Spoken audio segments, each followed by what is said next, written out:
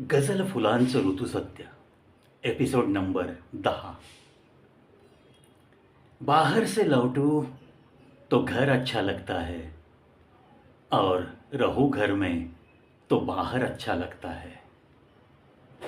सबकी ठोकर में रहता है अगर हो राहों में पड़ा, मगर एक तराशा पत्थर अच्छा लगता है, अच्छा लगता है। सोने चांदी हीरे मोती किसी चीज की दरकार नहीं उसे। नकली जेवर भी उस पे फिर अच्छे लगते हैं, नकली जेवर भी उस पे फिर अच्छे लगते हैं।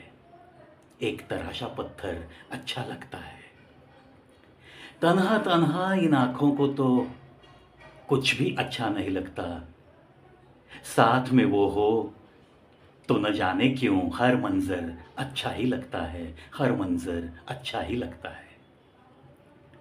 मित्रांनो, प्रेमामध्ये ही अशी मनोवस्था नक्कीच होत असते ना.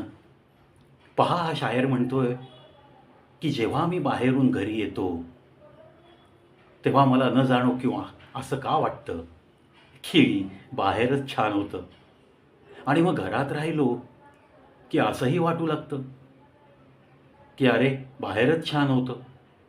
म्हणजे अशी द्विधा मनस्थिती माझी का होते, to be not to be असं का होतंय, काही मला समजून येत नाही. असंच काहीसं शायर आपलं मन मोकळं करतोय. प्रेमावस्था, कदाचित प्रेमात पडलेल्यांचं असंच काहीसं होत असावं, असंच काहीतरी सांगायचं या शायरला.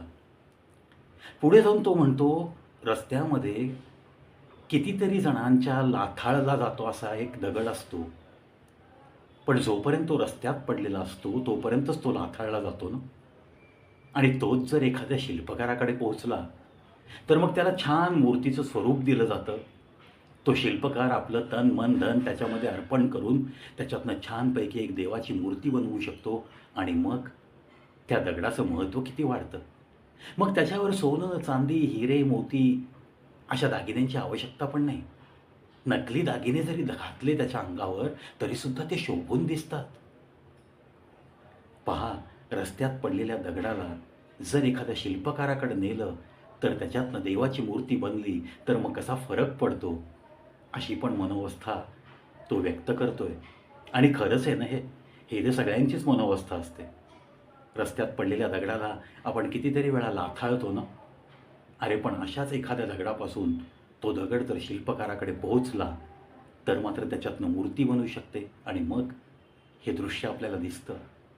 या पुढे जाऊन शायर म्हणतो की माझ्या प्रेमामध्ये माझी प्रेमावस्था जी आहे त्याच्याने जी मनोवस्था झाली आहे त्याबद्दल मी काय सांगू आणि काय कसा व्यक्त होऊ, असं विचारून तो सांगतोय की जेव्हा मी असा एकांतात अगदी एकटा एकटा असतो तेव्हा तिच्या आठवणी माझ्या मनात तर असतातच, पण मी जेव्हा एकटा असतो ना तेव्हा मला कितीही चांगली दृश्य दाखवा तुम्ही, मला त्याच्यामध्ये काहीही स्वारस्य वाटत नाही. पण ती जर माझ्यासोबत असेल ना तर मग तीच दृश्य मला खूप लुभावतात, खूप लोभस्वाणी दृश्य वाटतात ती.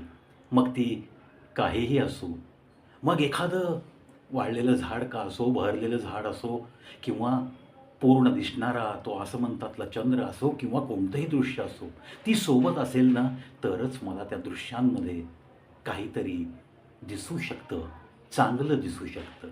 आणि ती नसेल, मी एकटा एकटा तन्हा तन्हा मी जेव्हा असतो एकांतात तेव्हा मला काहीही चांगलं वाटत नाही, काहीही चांगलं वाटत नाही. या शायरची जी प्रेमामध्ये अवस्था झाली आहे, काय प्रेमामध्ये असंच काही होत असतं का हो? चला कॉमेंट बॉक्समध्ये तुमचा जे काही आहे तुमच्या मनात ते लिहा, त्याची वाट नक्कीच बघतोय.